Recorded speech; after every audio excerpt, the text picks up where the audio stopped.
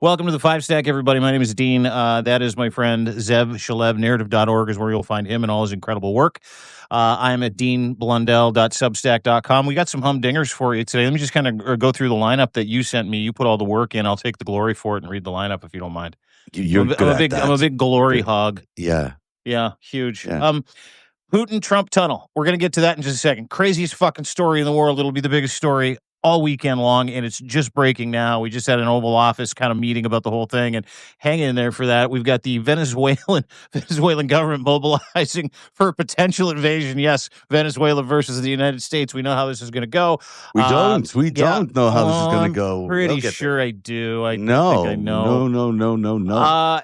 Now, hang on. The boat strike. Yeah, we had another one. 27 people dead, except, make that 25 because 2 people survived and they're talking. It's not great. John Bolton pled guilty today in revenge indictment. And of course, Trump wavering on that Ukraine deal with tomahawks after his Putin call. And we'll get to what happened in the Oval Office. And at the cabinet roundtable today with Zelensky and Trump. But before we get started, I just wanted to point something out to everybody. I don't care if you're a baseball fan or not. You should be today. The Toronto Blue Jays are now tied with the Seattle Mariners in their best of 7 ALCS, winning last night 8-2. Yes, I watched it with Schmidt. Yes, we had a great time. Yes, I think he might actually be Steve Schmidt from the Warning. I think he might actually be a soothsayer. I think he's got some innate kind of abilities because before the series started, he goes, we're going to lose 2 at home. We're going to win 2 there, maybe 3, and then we're going to come back and win it at home. That is exactly what is happening. So the birds are alive. Everybody's happy. Toronto's in the house. We got no Kings this weekend. Nick Paro is going to join us, veteran, to talk about some of that stuff because we're going to cover it for you. So a real full-scale show, and just wanted to give some credit to my Toronto Blue Jays before we started. Are they still playing today. More games after this? Yes, Zev. How many games do they have to play to get to win this thing? I mean, the World Series, it's the thing? Yeah. Well, they got to win 3 out of 4 in their division series, so they did that. Then they got to win 4 out of 7. So now we're up to 7. Then they got to win another 4 in the World Series. So if they win this, they go to the championship round. It's called the World Series. God, I love being able to explain sports to a grown-ass man. You hate that. You hate that. I know, I fucking love it. It's like a clean slate. You're like, I can't believe I have to explain this to you. But yes. Thank you for explaining it to me. Well, no, listen, there are so many benefits to working with you. I just want to point this out, and I want to avoid all stereotypes. But the fact that I get to work with a very smart gay man who knows nothing about sports not only gives me a window into the beautiful, wonderful LGBTQ community, but it also allows me to talk about sports with wide-eyed optimism because you're just hanging on every sports word right now, aren't you? Absolutely, because I really care. I really care that the Blue Jays are going to win the World Series, which is played between 2 countries, really? The World Series? That's well, no, it's usually just played in one country between, but Canada's got a team. Yeah, that's baseball for you. Where are we starting today, Mike? At number 5, a Kremlin envoy is openly promoting a Putin-Trump tunnel connecting Siberia to Alaska, because everyone wants to travel between those 2 places, with a massive trade corridor running directly through Canadian territory. Yeah. And Trump called it interesting. Kirill Dmitriev, who's the CEO of Russia's Sovereign Wealth Fund and a Putin insider, very close to Putin, as we've been saying over the last few days, has been flooding social media, pushing the plan, even tagging Elon Musk's Boring company to build it to avoid World War III. They love playing that card. The proposal treats Canadian sovereignty like an inconvenient detail, carving up the Yukon and British Columbia on maps without bothering to ask permission, while serving Putin's real goal, normalizing relations with a potential Trump administration. Now, it's a joke, probably. It's not going to happen. But on the other hand, it's kind of serious. It's quite serious. And it was legitimized today because I saw Kirill Dmitriev. Everybody knows who Kirill Dmitriev is. If you haven't, we at length explained who he was. He's the head of the RDIF, which is the Royal Defense Investment Fund in Russia Defense Investment Fund in Russia. Super tight. And he's running interference now. He's all over Twitter. And he's got these beautiful back and forth supporting the Trump regime, calling every other president before them a warmonger, telling everybody that they want peace with the United States, telling everybody that'll listen that it's in everybody's best interest to not only normalize relations with the United States of America and Russia and to forget about what they're doing in Ukraine. He's also passing documents like the JFK file to Anna Paulina Luna, who's the point person for Trump on this. The point person for Putin is Kirill Dmitriev. The point person for this is Anna Paulina Luna. Plus, She Anna announced last Paulina week. is also the point person for Putin. I mean, it's Yes. yeah, she doubles. Yeah, absolutely. There's a bunch of those double agents in the Yeah. Trump regime, by the way. Steve Witkoff will be one. I mean, yeah, they're all double agents to some extent. Yeah. So they've been talking publicly, and they've announced this meeting back on October 8th that Kirill Dmitriev is going to meet with Anna Paulina Luna, and they keep hanging on to the same phrases, catchphrases, trigger words like, you want to avoid World War III. Everybody wants peace. The West, all they want to do is warmonger. Now, these are Russian talking points coming directly out of the mouth of Anna Paulina Luna, directly out of the mouth of every MAGA operative that is retweeting this stuff. And let me tell you what he's tweeting. Kirill Dmitriev tweeted out a picture that came from those JFK files handed to Anna Paulina Luna by the KGB, FSB, and the Russian ambassador to the United States of America, which he did not vet, immediately put out, was taken back, and now is being redacted to try to make it look like LBJ had fucking Kennedy taken out. So park that just for a second. Yeah. In this 300-page document dump into the United States from Russia, there's this, see this map? See that sweet map? Yeah, there's a nice map there. Yeah. Kirill Dmitriev is like, hey, this is from the Kennedy-Khrushchev era, but I think we need to build this bridge right now. There's a bridge or a tunnel that goes over the Bering Strait, through the Bering Strait, into Alaska. Now, what you see here, if you can, pay attention, if I can keep my thing on, there we go. What you see here, which is really interesting, is it cuts a massive swath. It effectively takes Canada's west coast away from it. Yeah. See that? Well, who needs British Columbia anyhow? Correct. And so not only are they proposing that this happens, they're actually actively talking about it. This is one of the topics of conversation I found out through one of my sources today. In Alaska, when they met, they said, infrastructure, because that's Putin's way, right? Infrastructure is the way to go. And you want rare earth minerals, I want rare earth minerals. You want energy, I want energy. There's this 90-mile gap between our two beautiful countries. What if we engaged in a tunnel build and we started pushing that tunnel across the Bering Strait to connect both of our countries so we could freely trade anytime we fucking want? It is not just a pipe dream. I don't know if you have the audio, if you could play it for me here. This is today. Zelensky in the White House meeting with Trump and his cabinet, talk about tomahawks. We'll get to some of the comeuppance from that a little later on. A Russian reporter was tasked to put this on the record in the form of a question, to which Trump says he doesn't know about it, and then talks about how awesome it'll be to swap minerals and oil between the United States and Russia. Have a listen to this. Tunnel to connect Russia and Alaska. Are you interested? I just heard about it. A tunnel from Russia to Alaska. I just heard about that one. That's an interesting one. We'll have to think about that.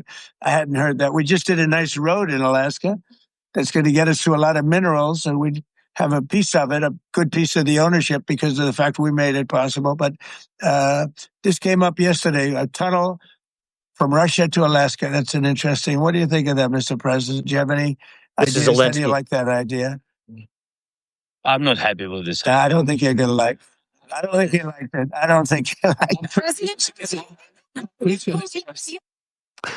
Well, Suck on he doesn't that like it. Yeah. today. Of course he doesn't like it. He asked, that was in front of Zelensky. That was a strategic question from an RT reporter who was in the fucking White House, asking Trump about his opinion of this tunnel. And then he looked at Zelensky and he's like, I don't think you'd like that, would you? No, I wouldn't. You know why like that at Zelensky all. probably doesn't like it is because this is exactly what happened to Ukraine. I mean, Ukraine has been encroached on for a long time now by the Russians in infrastructure moves, in developing, these bridges, in building up all sorts of resources around their border. And what Americans need to know from this is that what Putin and Trump are cooking up is to give up Alaska to Russia, because that is really what their goal is. I mean, this has been a spoken goal of Vladimir Putin for a very long time. He really wants Alaska back. It used to be Russian territory. America bought it. He wants it back.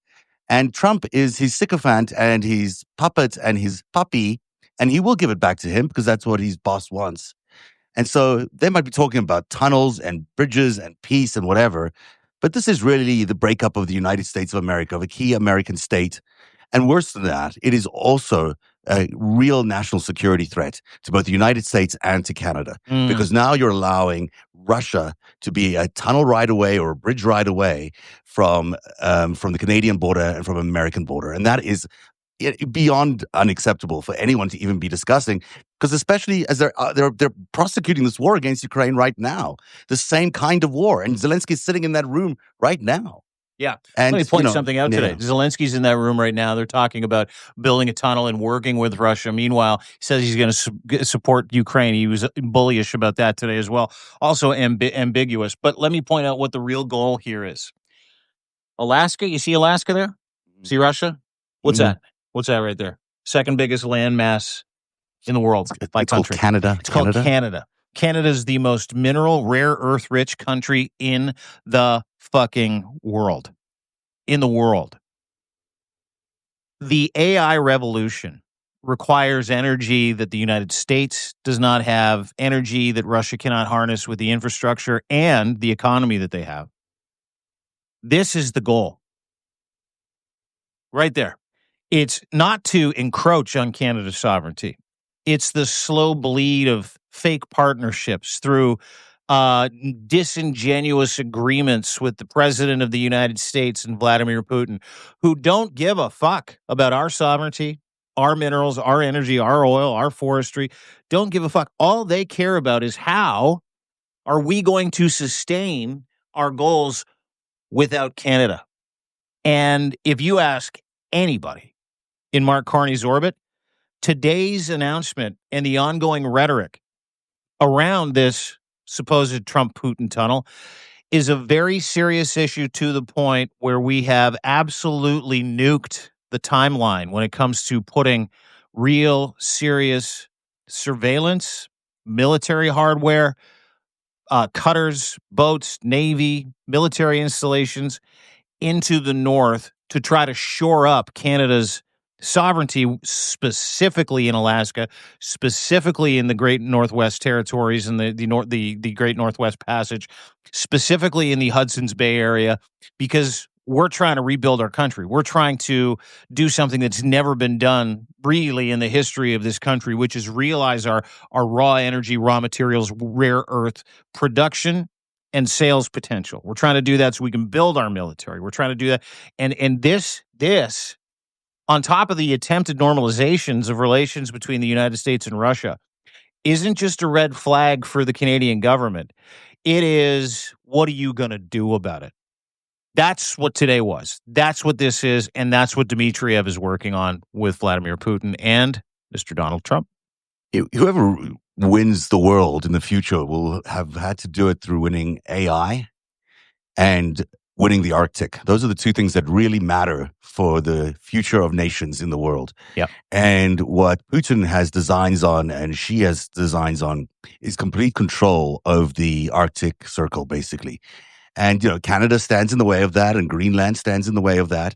And that's why they have designs to go to war with both of those countries. And with that, it'll be a real death knell to democracy. Of course, Canada's one of the few last vestiges of democracy, of liberal democracy as we know it. Certainly Europe is the other. And this is why, we talk about a war against democracy and a war, by autocrats in order to destroy democracy. This is what they're going for. They're not going for the idea of having tyrannical states or autocratic states. What they're going for is the Arctic, because the resources in the Arctic, and they're going for AI because of the resources in the Arctic and in Canada. And, we have to frame every conversation around how are they going to turn whatever it is they're doing into a monetary success for them, which is all about trade, rare earth minerals, and winning AI. Mm-hmm. And that, this is where we're at. And they talk, about a whole bunch of other things, but their number one goal is resources and control of the Arctic, which will eliminate a lot of the trading routes and the amount of time it takes to get from China to the west. Well said. Absolutely. That's all it's about. That's it. Nothing Number more. 4. Yeah. On the countdown. What do you got? Countdown today. I know you really flubbed that word. It could have been bad for us right there when you said countdown. How would I have flubbed it? I don't. You missed the O. Oh. Number 4, Venezuela's Nicolas Maduro is mobilizing troops along the Caribbean coast and activating what he claims is a million-strong militia as the biggest U.S. military buildup in the Caribbean since the 1980s continues to grow. The regime's propaganda machine is telling Venezuelans that America is coming for their oil wealth while frantically building defenses. And while Venezuela's military may be underfunded and ill-trained, asymmetric warfare and urban combat could turn any U.S. invasion into another Iraq or Afghanistan. Plus, the guerrillas they have in that part of the world, very, very well trained for their terrain. The Senate is trying to stop Trump's escalation, but the president is already planning for ground troops as he continues blowing up boats in international waters. It's spiraling out of control. And, this is a quagmire that we're potentially heading into. And everyone thinks it'll be a piece of cake to go and take over Venezuela. It's not going to be that. They have the Cuban army to defend against because they'll be backing up Venezuela. They have the guerrilla warfare problem that, they've experienced before in places like Vietnam. This is not going to be an easy war by any stretch of the imagination. It could be a quagmire that bogs America down for a very long time. South American Vietnam. Yeah, I heard that today too. I think a lot of people, including myself, just think it's just going to be a cakewalk. But what you don't understand, I think, what you don't understand, I think, is how South America works, how these militias work. They're all intertwined. Most of the militias in South America were funded by the United States of America, believe it or not, to be a thorn in the side of regimes and governments and people that they didn't like. The Iran-Contra affair comes to mind. You might want to look that one up. Lev's done some unbelievable homework when it comes to the Iran-Contra affair as it sits with Donald Trump and Jeffrey Epstein and what that whole thing started, which is what we're in today. So let's not gloss over the idea that the United States is just going to walk in and wipe out Venezuela, take over the country, and install their own leader in Venezuela. And also, let's not gloss over the fact that it doesn't matter if you like Maduro or not. 1 million fucking militia, men and women in militia, and then drawing in from all those other South American countries, because it's like getting in a family fight, right? Like, you and your family might like to fight. You might like to get into a scrap now and again. And the second someone comes over and gets into one of your family members, you could be literally standing there knocking your brother in the face with rights and lefts, him doing the same to you. Someone comes in to break it up or attacks you or your brother, you immediately turn on that guy. Everybody turns on that guy for the right to continue to fight with yourselves. That is what South American countries are all about. That's what Canada's all about. That's what America's all about. That's what every country in the world is all about. That's nationalism. That's cultural pride. That's, regional pride. That's what happens. So I know Trump's looking for a distraction, and I know he's looking to bust up Venezuela. I mean, he's got 7,000 troops, 9 warships, a couple of B-2 bombers, some fighter jets, like 10, I think, F-35s that are in Puerto Rico right now, and they're staging, getting ready to go to war with Venezuela. But to your point, every war analyst has said the same thing. Fighting someone, and look at what's going on in fucking Ukraine. Russia was going to roll over them in 3 fucking days. It's been 3.5 fucking years. We're almost in year 4. Yeah. And not only is Ukraine not stronger today because of it, they're winning. They're winning against the second. Now, Russia's a 6 dressed as a 9. I get that. I mean, their military is decrepit, all those other things. You had the oligarchs profit taking while their equipment sat and rotted and, got bogged down in some of those hilarious conga lines of Russian equipment that got stopped on their way to Kyiv, which makes you laugh. But listen, Venezuela has shit. And they will draw from the region, and they will draw from the culture in that area. And so, don't mistake it. This could be Donald Trump's Vietnam, hopefully. And you know what? And they have a right to defend themselves, too. Yeah, look, right? I mean, the reality of it is, inside Maduro's family, as you call them, his friends that will come up and defend him, is Xi and the Chinese army and Russia. There's basically a client state of Vladimir Putin's Russia and of China. So they would love nothing more than to see America caught up in a quagmire in South America while they're happily going to try and take Taiwan and the rest of Ukraine, because all our forces are going to be focused on winning this quagmire war that he's so determined to get into. Not to mention the fact that there really is no reason. There's no pretext to go in there. Their pretext is there's some sort of drug smuggling thing going on, which it's not happening. It's not happening. We all know it's not a drug smuggling. Sure, some drugs coming from Venezuela, but not to the extent that it's now the number one cause for us to go to war in the world. And for Donald Trump, to pretend that that's the reason he's going to war is disingenuous, and everyone can see that. And if you go into a war that has no meaning, that you're just going in because you want to just get the oil, which is basically what they want to do, you're going to lose that war. We've learned this lesson. If you don't have like a real moral authority to go in and fight a war, you're going to lose it. And that's why we've lost the wars in Iraq and Afghanistan. And that's why we continue to prosecute this ridiculous policy that we know is going to fail, because all he cares about is the oil. And it's the pretext is just nonsense. Let's talk about the wars that America has waged in vain. Let's talk about weapons of mass destruction. How'd that go? Not great. Yeah. Not great. In Iraq, Afghanistan, not great. Let's talk about Vietnam after they staged the Gulf of Tonkin. Didn't go great, right? Let's talk about the Bay of Pigs. Let's talk about every war America has fought on their own. They've lost. Every single one. Every single one, because they're not fighting for national pride when they go into Vietnam, when they go into Afghanistan, when they go into Iraq. And the people in those armed forces know it. They're fighting for oil. They're fighting for interest. They're fighting for Opium. PR. They're fighting for opium. They're fighting for land rights, minerals. And the American military, and this is going to be very interesting to see what happens, because you saw the other day, if I'm not mistaken, the admiral that was in charge, of the Southern Fleet, right, the Caribbean Fleet. You saw him walk away. He's like, "Here are my anchors. I'm out. Done. Not interested in doing this anymore." Wanted them to kill people. They wanted him to kill people. Yeah, and this was after the last extrajudicial killing that killed 2 Colombians and 2 people from Trinidad and Tobago, but 2 people lived. And they're talking. They're now prisoners, but they're now talking about what they do, where they're from, who they are. I don't doubt that the FBI, the CIA, the Trump regime is already down there trying to paint them, frame them as drug dealers.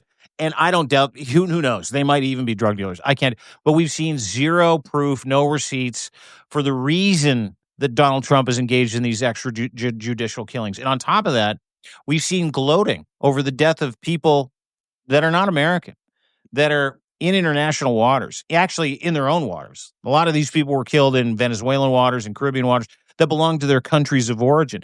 And they're just picking these guys off.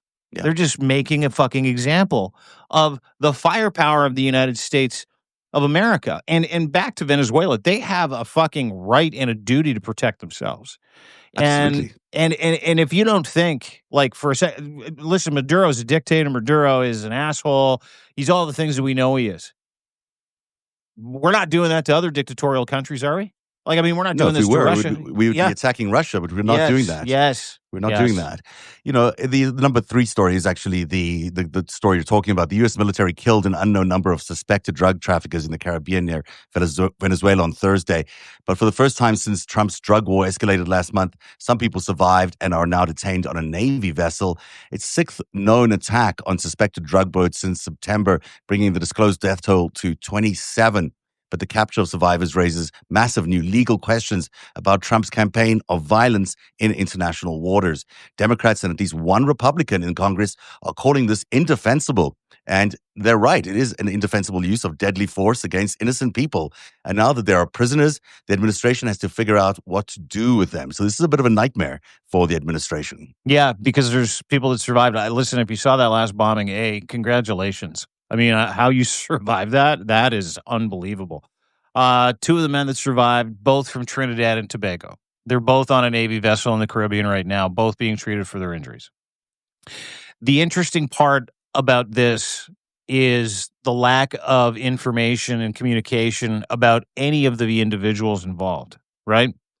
Everybody to this point has been killed, which I believe the toll is now 25. If the 2 survived, those 27 lives that have been targeted by the Trump regime so far to date. All 5 boats, 27 lives, 25 are dead, 2 have lived.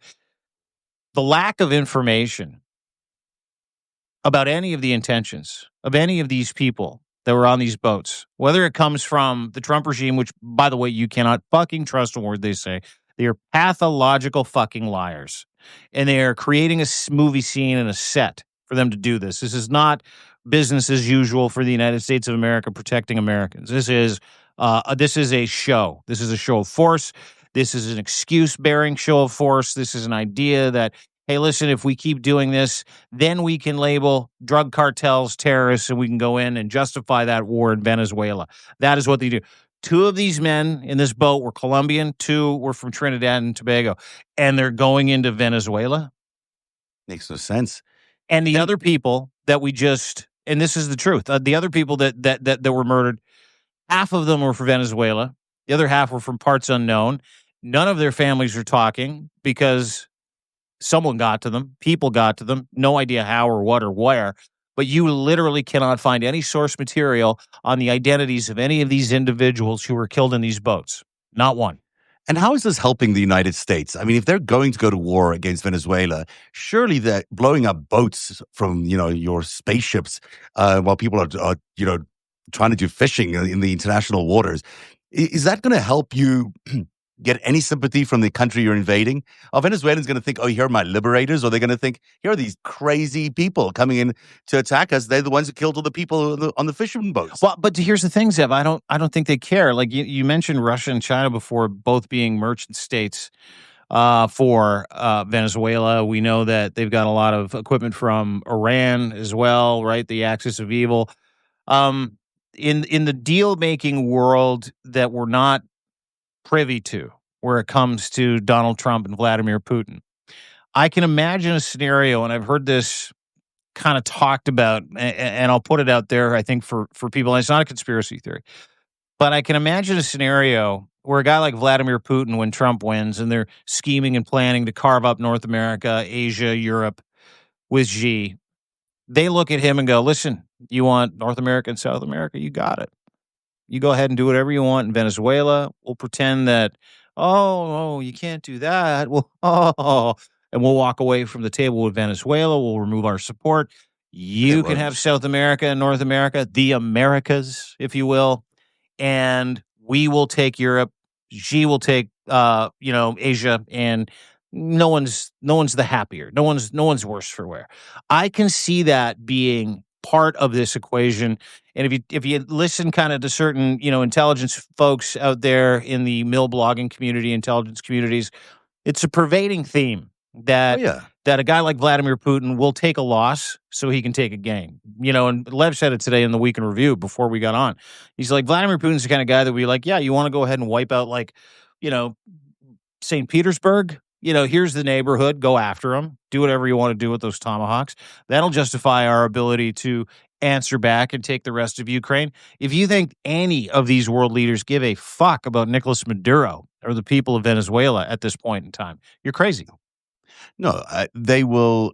There's Gaza, there's Taiwan, there's Ukraine, and there's Venezuela. Those things are on the table right now, and each of their invaders have designs on those countries, and they want them. Maybe there'll be some sort of deal. Maybe there already is a deal saying this is what's going to happen. But in the execution of that, a lot can happen, and a lot can go wrong, and a lot of quagmires can be created just because you've created an idea in people's brains. Does not mean it's actually going to succeed in its execution. And there's a lot that needs to be thought about. And even if, that whole notion is ridiculous. You don't just host trade countries like that. But, I guess in this part of the world, well, we live in a time where they do, right? Like, we've never seen Trump align with Putin and Xi.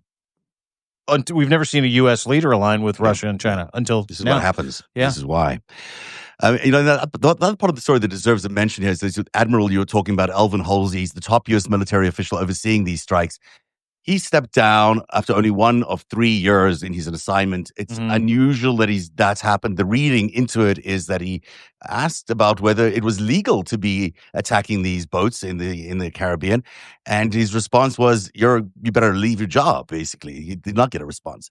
So whether he resigned because of the response that he got, or whether he was forced to resign because he asked the question, it tells you a lot about what's happening inside the military right now. And it's a shame that we're losing these principled soldiers in these higher ranks who are doing the right thing ultimately, but what a loss for the military. My understanding is from some of the source reporting that I've read and the open intel is that effectively how you just briefly and brilliantly summarized it is exactly what happened. He tried to run it up the chain and go, are we doing the right thing here? Like just simply asking the question. And was told in no uncertain terms he's not allowed to ask that question. He's the fucking commander. He's the admiral of the Southern Fleet. He's in charge of everything in the U.S. Navy south of the United States of America. Yeah. And they're like, you don't have access to that answer. And he's like, okay, well, what does that mean? And it was apparently told, you can either keep doing your job or you can leave. And that's when his anchors came off. That's when he said, I'm out.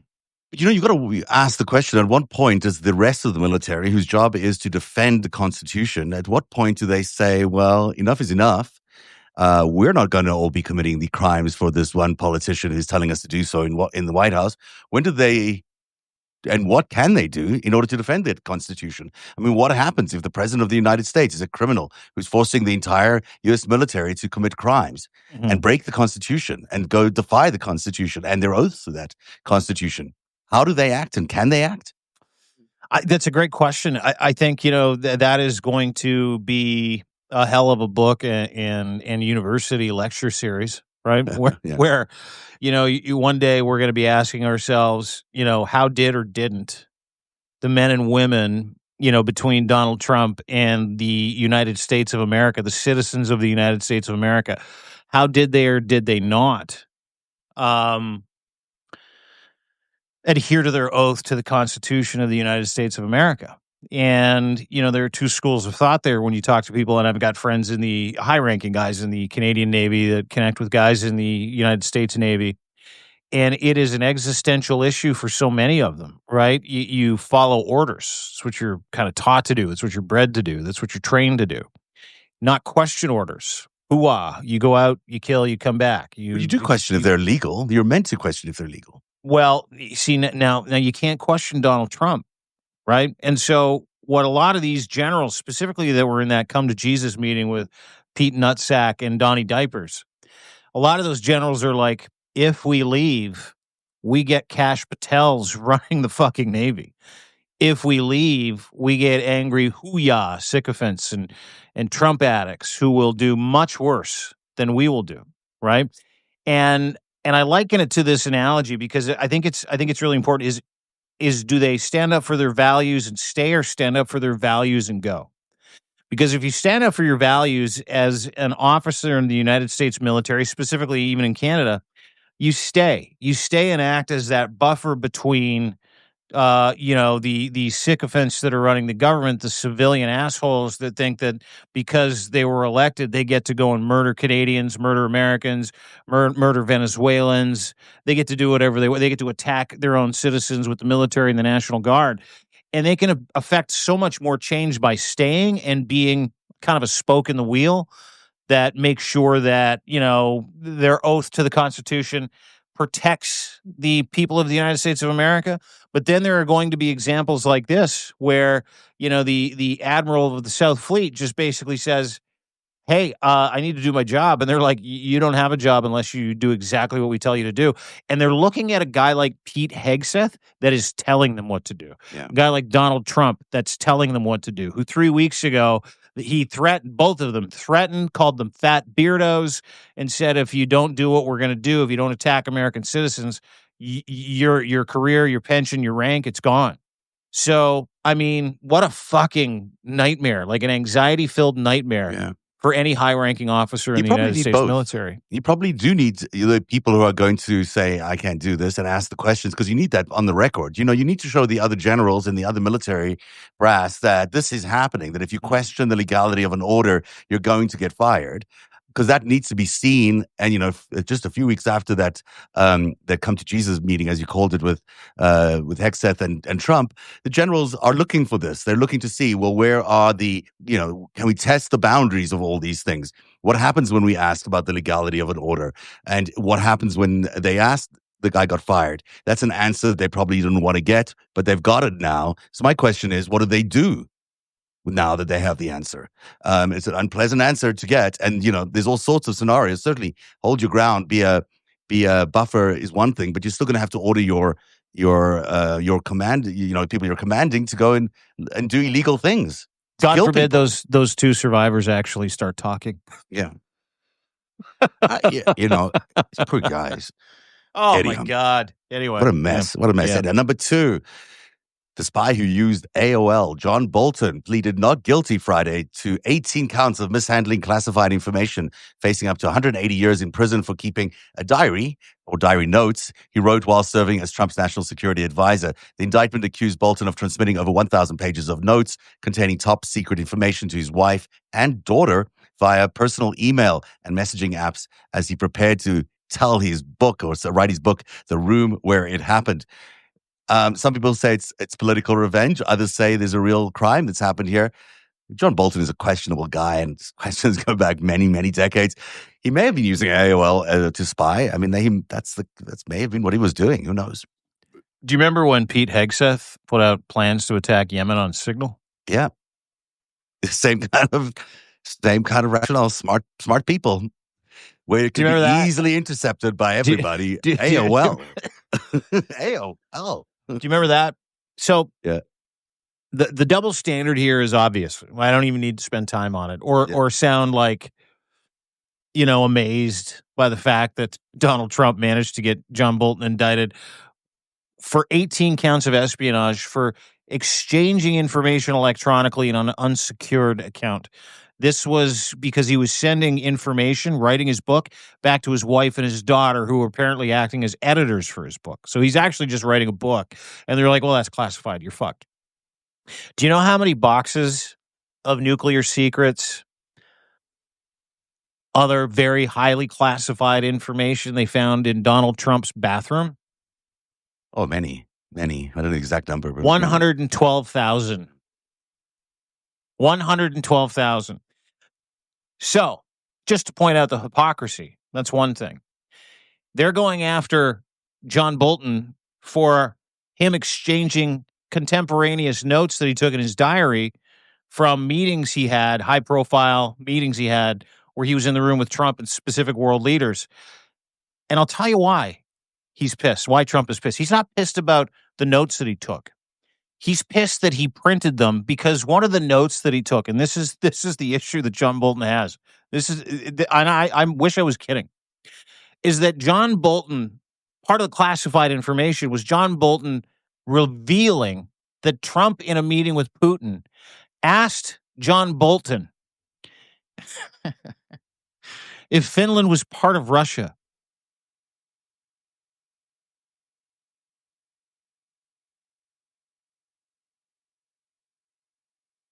Oh boy. We are in deep trouble. We are in deep trouble when that's the situation. I mean, that is unbelievable. I remember that story. I remember that came out. The thing is, he's not, Bolton, great. He came out against Trump last time, and he wrote the book and made some money out of that. But his history is dodgy, to say the least. I mean, he's a neocon who's been wanting to go to war with Iran. He's been in Israel's back pocket for decades. His, reaction to 9/11 is kind of ridiculous. The anti-Muslim movement that he built up. Can we just stop for a second and notarize the whole thing with Iran too? Because do you know how the Trump regime came into the knowledge that the Iranians hacked the AOL account, because it's so easy to hack AOL. It's so easy to hack AOL. They don't even know it existed. It's like Iran's trying to kill John Bolton, because John Bolton's like, we should just wipe Iran off the face of the earth. They're like, fuck you, John Bolton. And so they go and they dig and they hack and they get his private server for AOL and they get this information. You know what they did? Is they sent it to the Trump regime. And those documents that Russia stole, that they hacked, that they handed over to the Trump regime, is what the Trump regime used to charge John fucking Bolton. It's not the first time that Trump has been working with the Iranians. I recall the Baku Hotel in Kazakhstan was funded by the Iranian Revolutionary Guard, or dirty money from the Iranian Revolutionary Guard. I didn't know that. So he has his contacts in the Iranian higher ranks, and he would know that, even though he claims to be an enemy of Iran. He has contacts. He has ways of finding out. And who knows, maybe they did it in concert. They certainly had their interests aligned in this case. Trump wanted him out, and the Iranians had the goods, and he's out. At number 2 on number the one. countdown. Number one. Number one. Are we at number 1? Yep. Number Trust 1 me. on the countdown. Ukraine. Ukraine weapons, Tomahawks. It's not. I can't find it here, but what the fuck? Trump hosted Ukrainian President Vladimir Zelensky at the White House today. There we go. You got it. seeking American Tomahawk missiles to strike deep inside Russia. But the meeting came just hours after Trump took a call from Vladimir Putin that yielded an upcoming summit in Budapest and left Trump suddenly skeptical about giving Ukraine the weapons. More of the same in this geopolitical game between Zelensky, Putin, and Trump.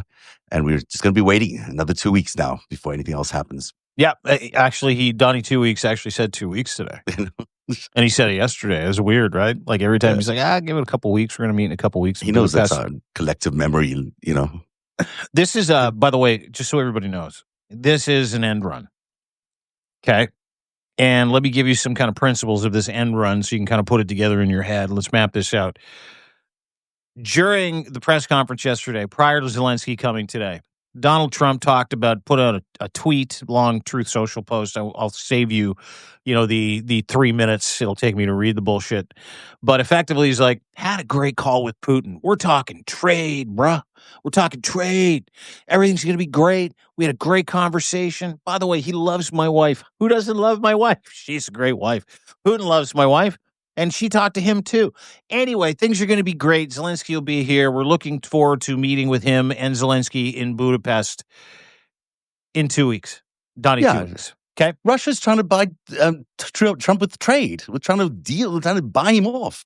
Correct. Bribing him. Let's go back to the first conversation we had today. What was it about? It was about a bridge. A bridge. It's too far. And minerals and trade. Way too far. A tunnel underneath the Bering Strait. Yeah. The negotiating and the haggling that's going on right now over Ukraine without Ukraine being in the room is one of the sickest, saddest fucking things I've ever seen in my life.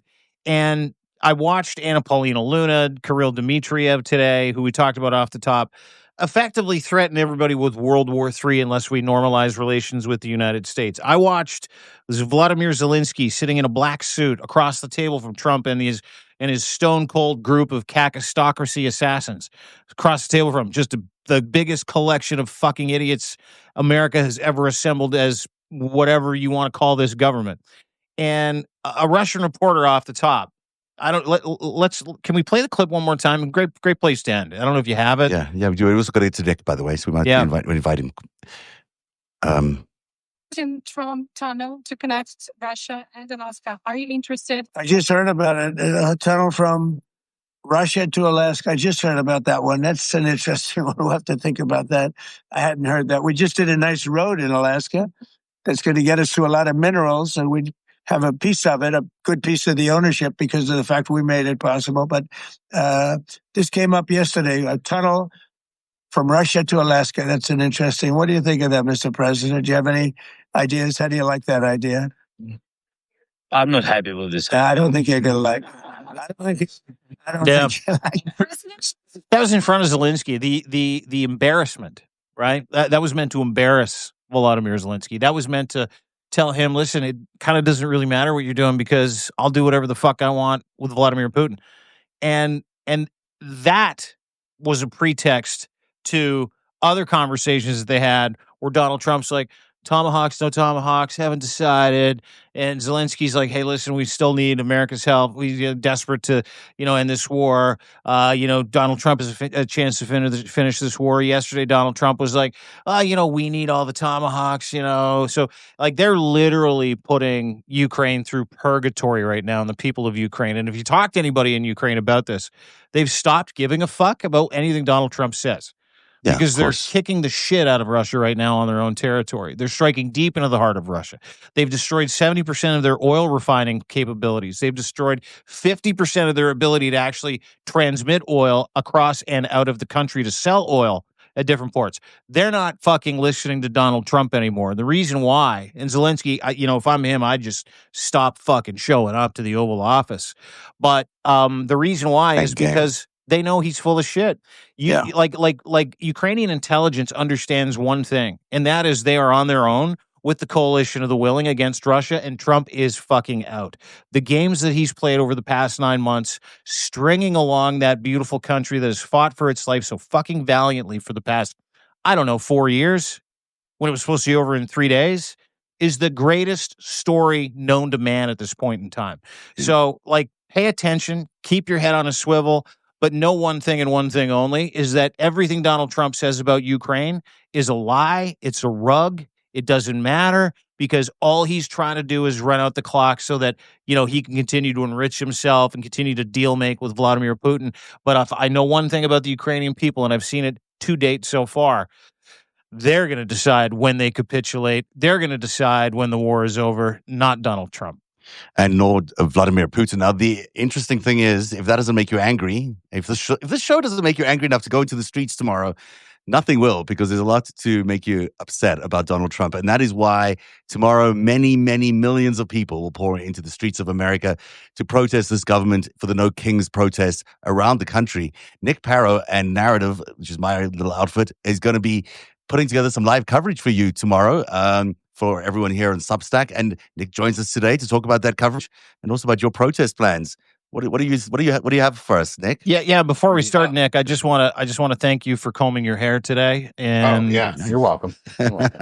Sometimes I do like the wild. Sometimes I'm a little wild. Sometimes I'm a little not. I dig it. There's been a couple of different podcasts I've done where I'm like, why bother? Right? Let's just go into the next one. Let's go into that one. Anyway. I just woke up. What do you mean? It's like we go to sleep, we wake up, we podcast, we go to sleep. Exactly. We wake up. Yeah, but Nick is in charge of Banner and Backbone. Nick Paro is a great account you can follow. He's a former current United States veteran, served with distinction in the United States Army, and he sings the praises of the American people and democracy. You're involved in No Kings this weekend. You're in, is it Arkansas or Alabama? Arkansas. Okay, it's the cousinest fucking state. No, that's West Virginia.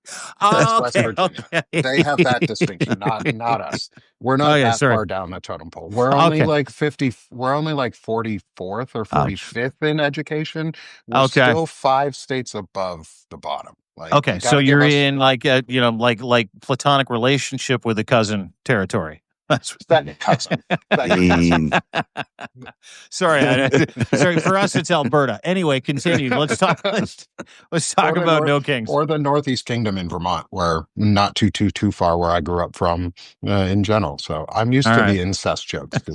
Both. Let's just talk about the No Kings process. No Kings. Anyway, so I'm Nick Paro, for who, if you don't know me at this point, and I like Zev said, I run Banner and Backbone.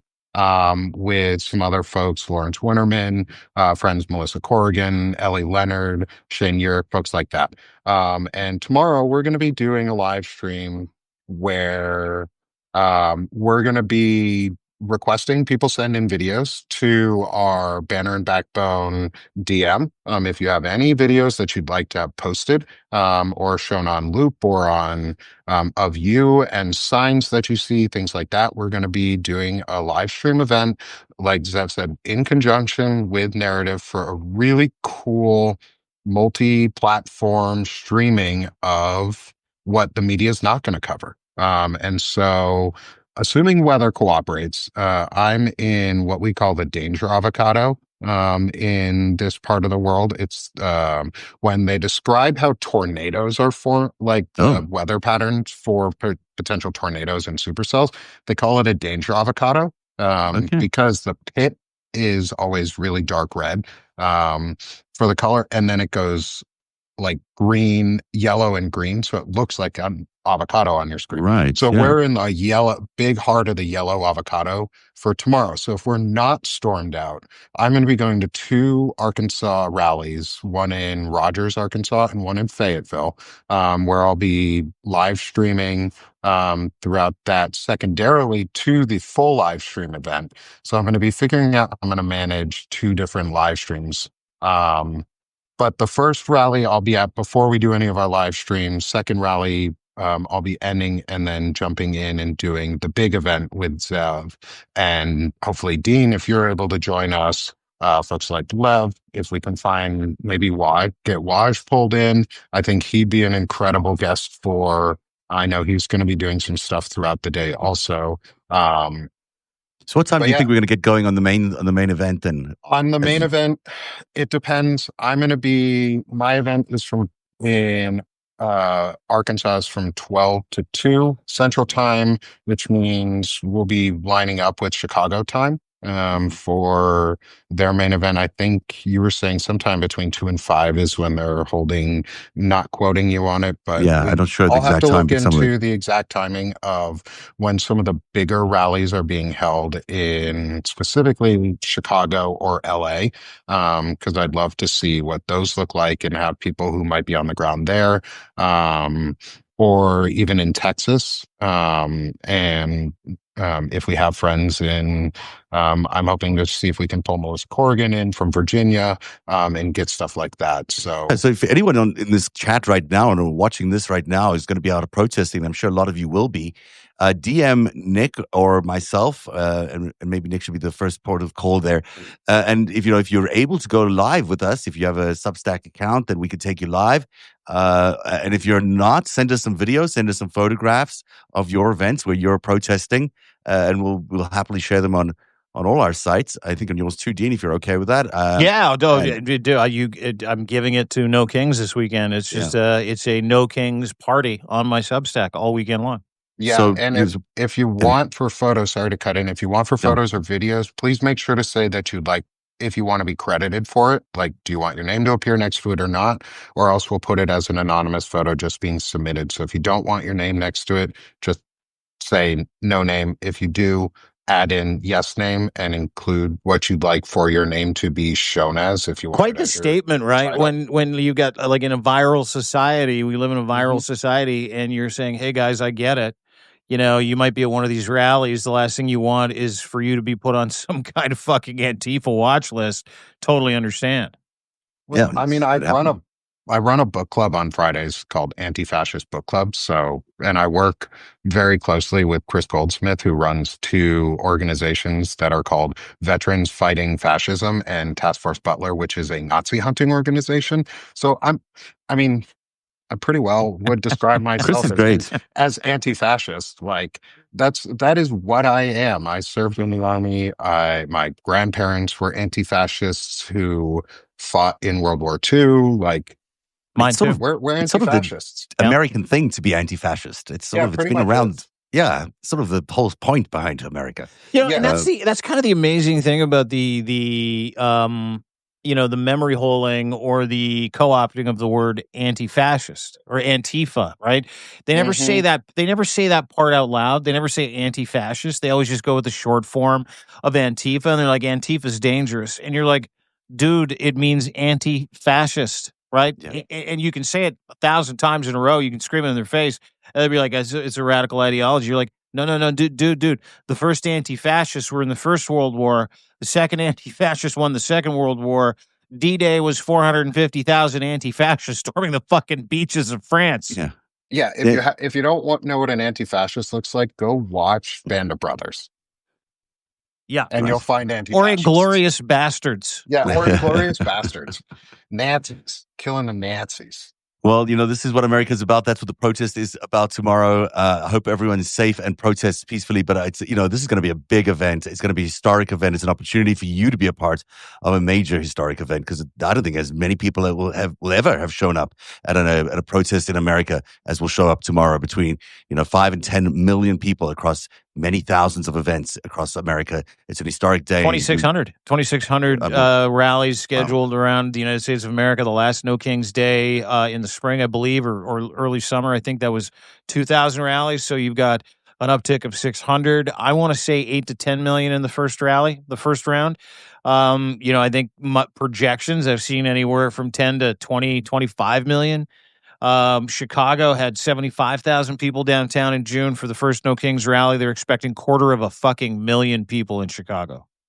When your grandkids are asking you what you did to stop Trump, you can say, I went to the No Kings rally on October the 18th. It's a really important thing to go to, and I hope everyone does tomorrow and takes advantage of the day to protest this regime that we have in power right now. Thanks, boys. And I looked up the time real quick. If we've got a couple seconds. Yeah. The No Kings, if at least the Butler Field Grant Park one in Chicago, is from 12 to 2 Central Time. So we'll figure it out how to make sure it lines up, because I'll be on the ground 12 to 2 also, which may work perfectly. So that could work well. You and I will figure it out to make sure that we get we get everything hosted right. And Awesome. you've got controls where needed. Well, circle the wagons tonight and tomorrow morning. We'll be with you for No King's Day. Stay safe, be compliant, be peaceful. Don't take the bait tomorrow. It's going to be really important for everybody in the United States of America. And no matter where you are around the world, there's a bunch of rallies here in Canada as well. Geneva, Paris, London, Istanbul has a rally, believe it or not, which I think is going to be fascinating to watch. So we'll see what happens. But Nick Paro, please tell us where we can find you on Substack. Tell us a little bit about Banner and Backbone, and then we'll let everybody get on with their Friday night because it's 4:00, and nobody, and I mean nobody, should be forced to work past 4:00 on a fucking Friday night. Totally agree.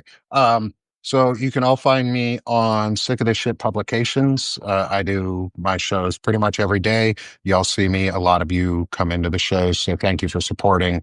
And then my second network is Banner and Backbone, which is our civic-based content. And we run shows multiple times a week that are focused on fighting techno-fascism. We have Ellie Leonard with Powerful Voices. She's so awesome. Ellie's That's the great. fucking best. If Yeah, you haven't she's followed great. Ellie, follow Ellie. She's fucking awesome. Yeah. And the Anti-Fascist Book Club, which is one of our biggest repeating series. We had episode 6 today. We had Chris Goldsmith on the show, who's the founder of the book clubs. We had Tara Devlin, who's part of the Political Voices Network. And she does a lot of work. It's a great place. We'd love to see you guys there. Dean, Zev, you guys have an open invite if you'd ever like to show up and be on the book club and discuss. Thank you. We're reading On Tyranny right now by Timothy Snyder. So come join us. And that's what we do, is we inform and we give content so that people know how you can engage in democracy freely and easily. It's just an entry point into democracy from a local level and a simple level that is free and easy. We do like money, and paying the bills are important, so become paid subscribers if you can. But free subscribers really help too. Sounds great.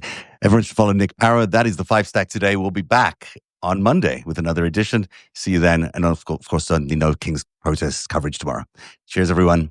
Bye, guys. Thanks, Thanks, guys. Bye.